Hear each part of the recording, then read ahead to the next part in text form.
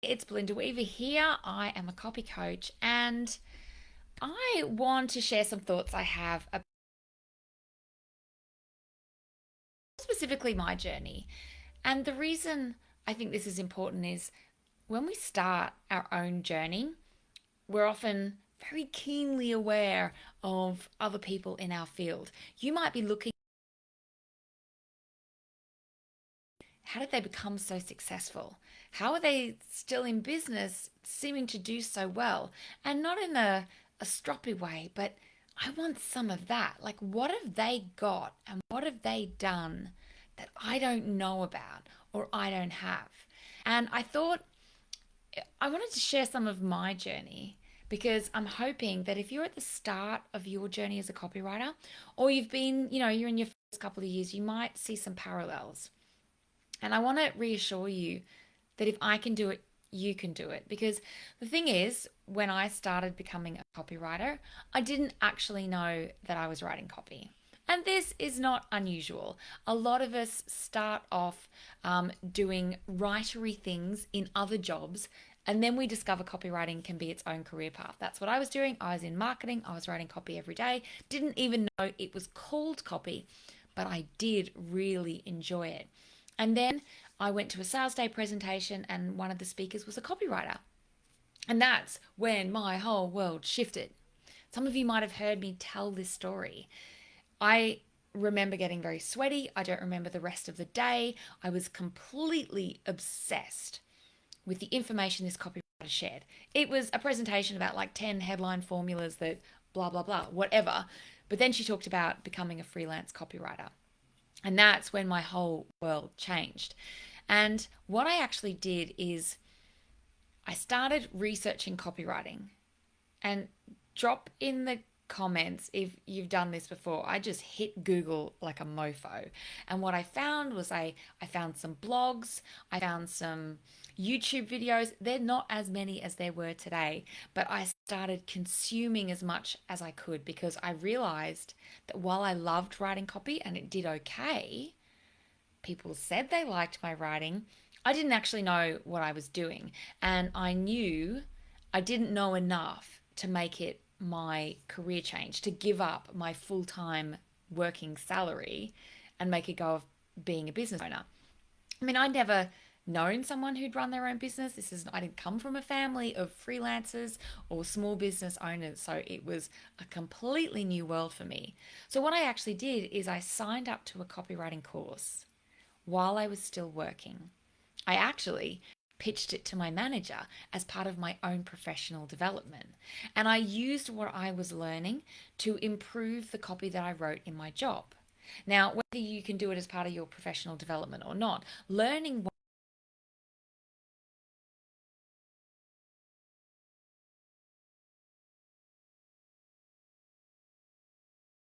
your craft, the craft of copywriting.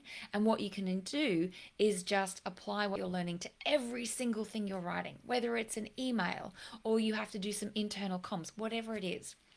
And that's what I did, except I got to write brochures and email campaigns and website copy. So I got to immediately use it. But I practiced with the intention that this was a client. I tried to take it very, very seriously. And what I realized as I went on is that running the business side of being a copywriter was something I just didn't know how to do. Even marketing myself as a small business owner.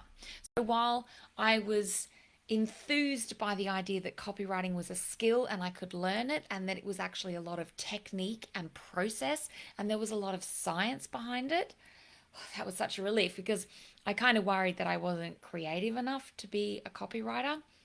But once that had been put to bed, I started realizing that running a business was the next thing I needed to get to grips with. And I started doing that all while I was still working my full-time job. I'd signed up to like small business webinars and stuff with my local council. But the next big step I did after my copywriting course was I joined a mentoring program. Now, there wasn't many out there back in the day when I was getting started. And so this was a scary investment for me. Just like if I'd had to pay for the copywriting course myself, it would have been a scary investment as well. But I knew I couldn't turn back from knowing copywriting was something I wanted to do. I knew I couldn't just go and get another full-time job and live the rest of my life knowing that there was this thing that could have been amazing. And so I did invest in that mentoring group. I got a lot of brilliant ideas that I didn't put into practice for years later, but I got my first lead as well. And I'm still working my full-time job, and this is when things started to click into place. Because when you get your first client, it's terrifying, but you feel like you can actually do it. You might not feel like you can actually do it, but it's proof that you have done it. And from that one story, you can really launch yourself as someone with some cred, some experience, a testimonial, something in your portfolio, things like that. So I invested in learning the craft of copywriting. After that, I ended up joining a mentoring community, and then I started marketing myself.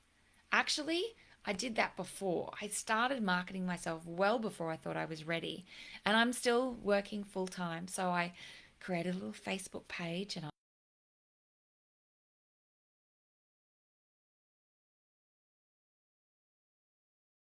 looking for opportunities myself to website developers and graphic designers and just, hi, my name is Belinda. Like, this is before I even knew what a cold pitch was, and I didn't do it very well, but I was like, hi, I'm Belinda. I'm a copywriter. I suspect that a lot of your processes get blocked up because your clients don't have copy. And if you're ever in need of a copywriter, reach out to me. I'd love to have a chat. It was as simple as that. And that's actually where my next few leads came from. And so then I decided to quit my marketing job. I remember the day I walked into my boss's office, the MD of the company, and he had my Twitter profile open. And I was like, ooh, the game is up. But what I actually did is I decided to quit not because I'd been found out, but because I was getting clients. Not many clients, but my marketing was working enough that I knew if I could have more time, I could get more clients.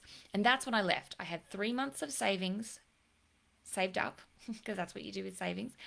And my marketing process was proven.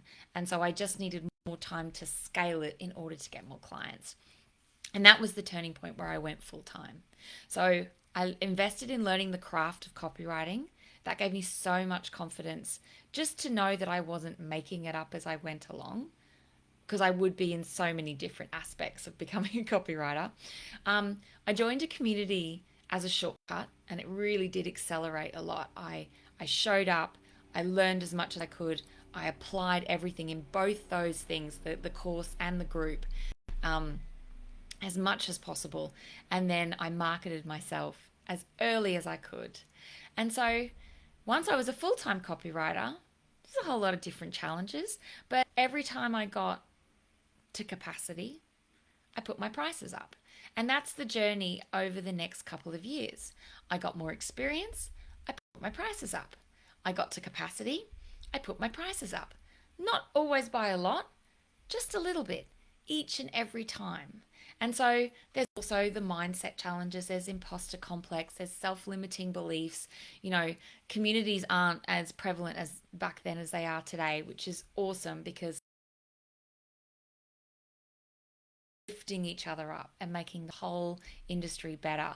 But, you know, in those early years, I learned and I practiced and I put myself out there consistently. A lot of copywriters say, I'm too busy to do my marketing. And then the leads dry up and they got to start all over again.